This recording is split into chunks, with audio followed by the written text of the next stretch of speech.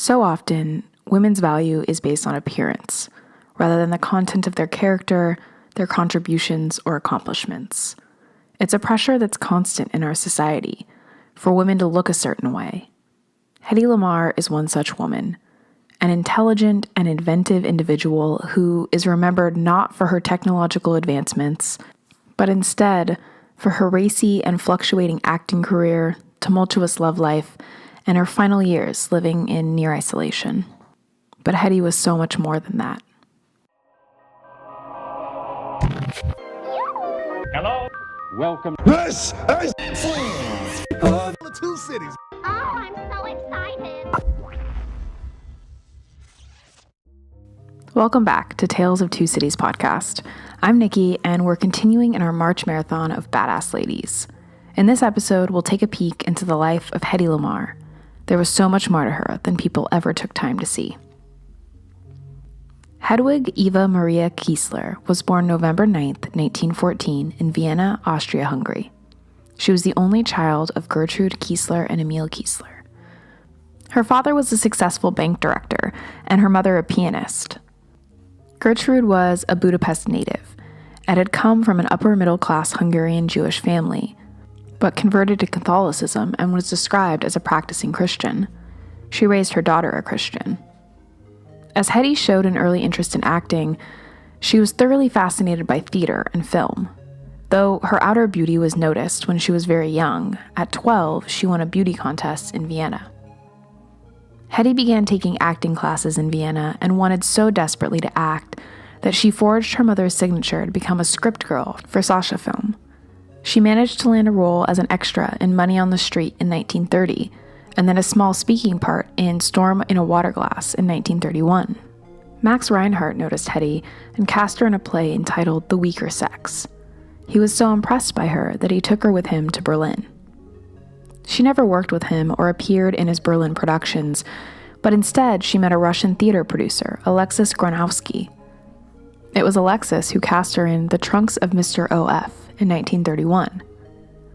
She stayed in Berlin when given the lead role in No Money Needed in 1932, before starring in the film that would launch her international career. It was 1933 and Hedy was just 18. She was cast as the lead in a film called Ecstasy, in which she played a neglected young wife of an indifferent older man. The film was controversial, loved by some, even winning an award in Rome, but was banned in America and Germany for being overly sexual. Hedy was duped by the director and producer, who were using high-powered telephoto lenses to capture close-ups of her face and naked body during sex scenes. She became disillusioned by the world of film. She then began taking roles in theater instead, including starring in Sissy, a play about Empress Elizabeth of Austria. It won accolades from critics and admirers who sent roses to Hedy's dressing room. Admirers tried to get backstage to meet Hedy, but she sent most of them away, including Friedrich Mandl, but he became obsessed with Hedy. Friedrich was an Australian military arms merchant and a munitions manufacturer who was reported to be the third richest man in Austria. She described him as charming and found him fascinating, though it was likely his financial security that was the real allure.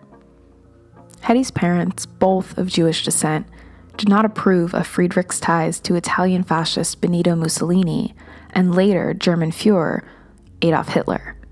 But of course, they could not control their headstrong daughter. On August 10th, 1933, Hedy married Friedrich. She was just 18. He was 33. In her autobiography, she described him as an extremely controlling husband who prevented her from pursuing acting. She said she was virtually kept as a prisoner in her castle home. Friedrich remained close with the fascist Italian government, selling them munitions and had ties to Nazi Germany, despite, like Hedy, his own father being Jewish. Hedy later wrote that both Mussolini and Hitler attended lavish parties at the couple's home. She attended business meetings with Friedrich involving military technology. These meetings were her first introduction to the field of applied science, which nurtured her talent for science later in life. Hedy's marriage eventually became unbearable. She decided to separate herself from Friedrich and leave the country. So she disguised herself as her maid and fled to Paris. She explained, quote, "I knew very soon that I could never be an actress while I was his wife. He was the absolute monarch of his marriage. I was like a doll. I was like a thing, some object of art, which had to be guarded and imprisoned, having no mind, no life of its own." She arrived in London in 1937, where she met the head of MGM, Louis B. Mayer. Mayer was scouting for talent when he offered Hedy $125 a week.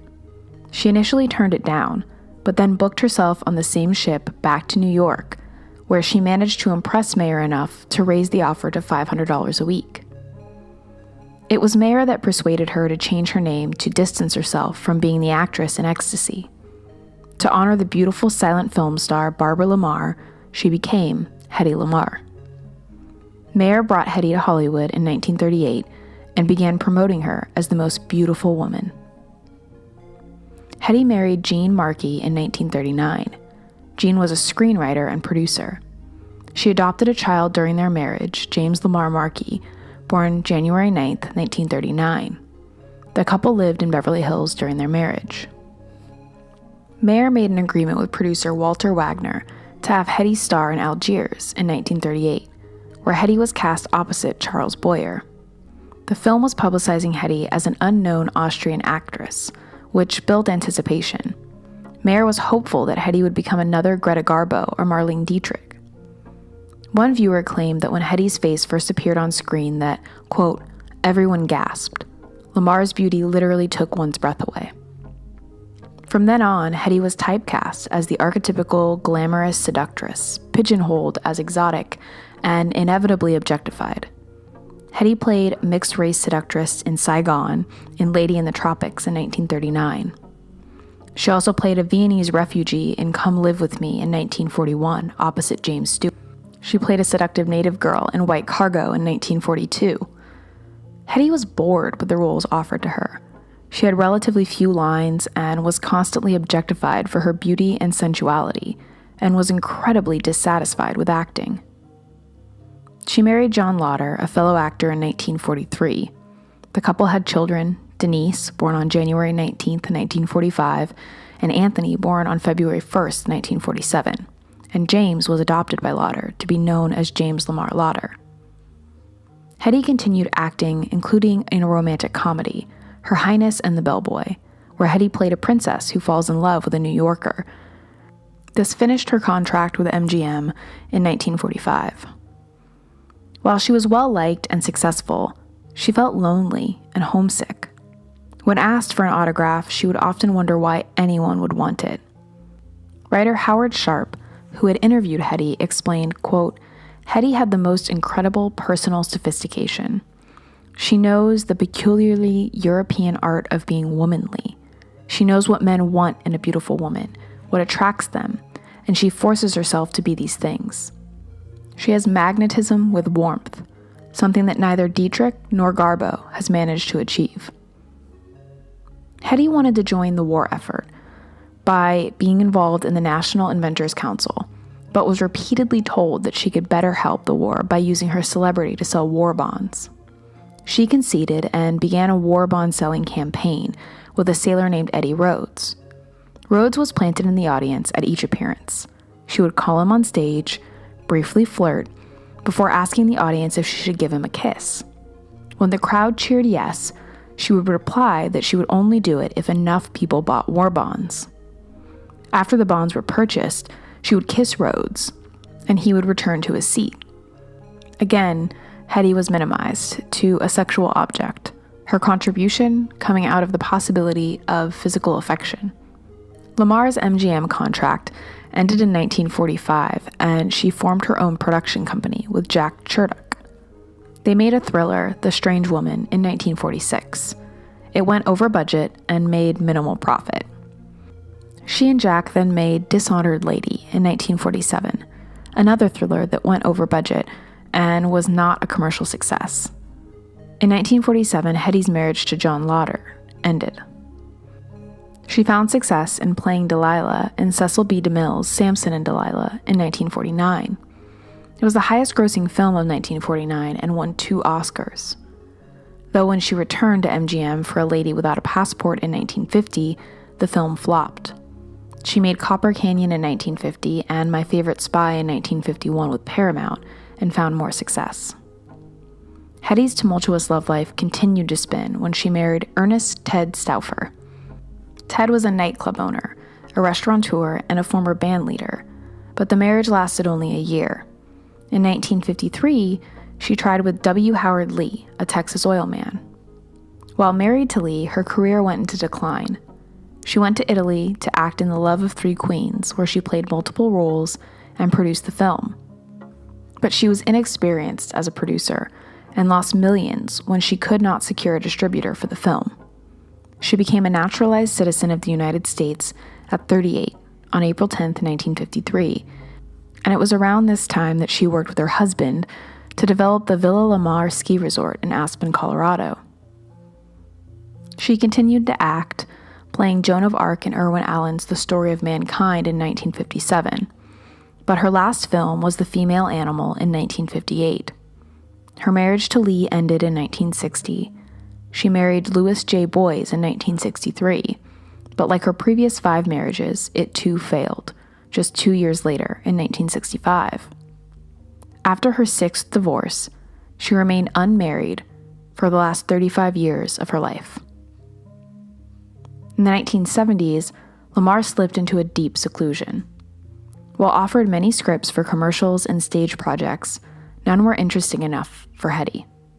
Her eyesight began failing, and she retreated from the public eye altogether in 1981 in Miami Beach, Florida. The telephone became her only form of communication with the outside world, even her children and close friends. But she talked nearly 6 or 7 hours a day on the phone. She never spent time with people in person.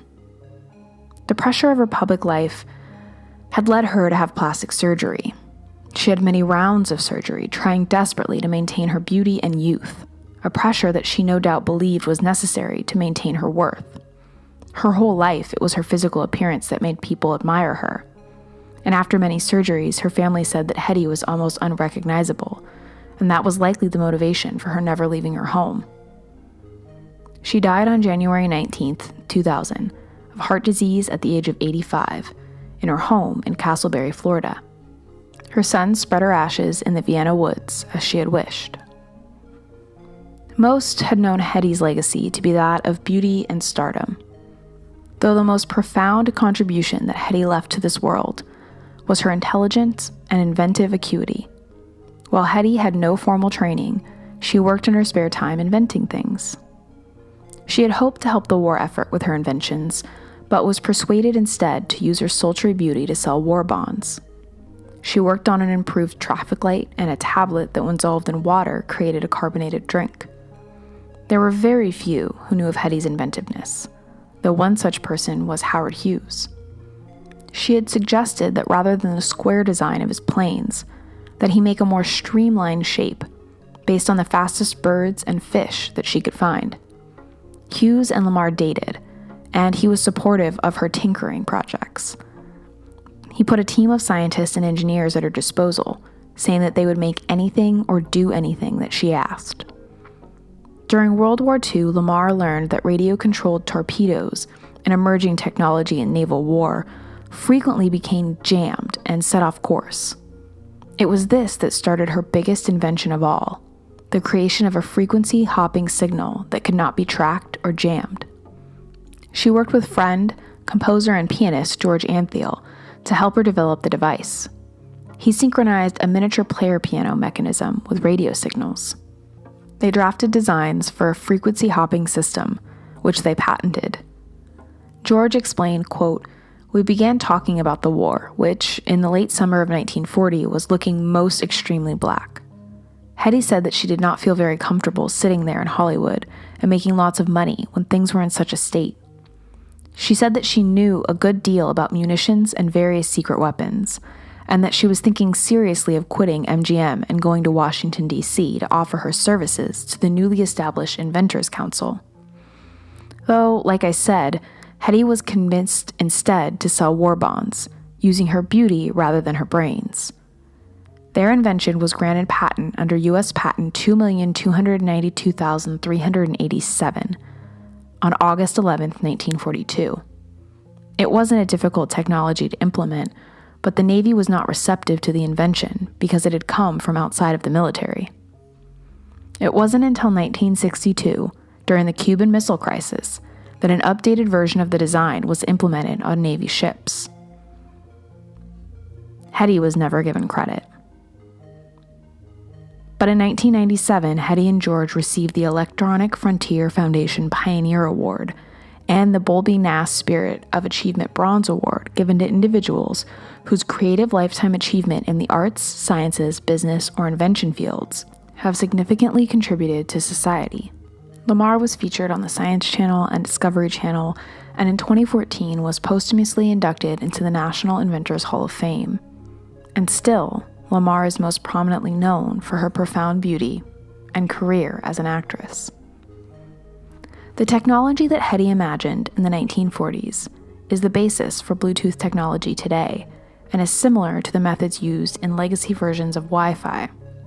Hedy was much before her time in terms of science and inventiveness, but society focused solely on her beauty, equating her worth to her physical appearance rather than her profound ingenuity.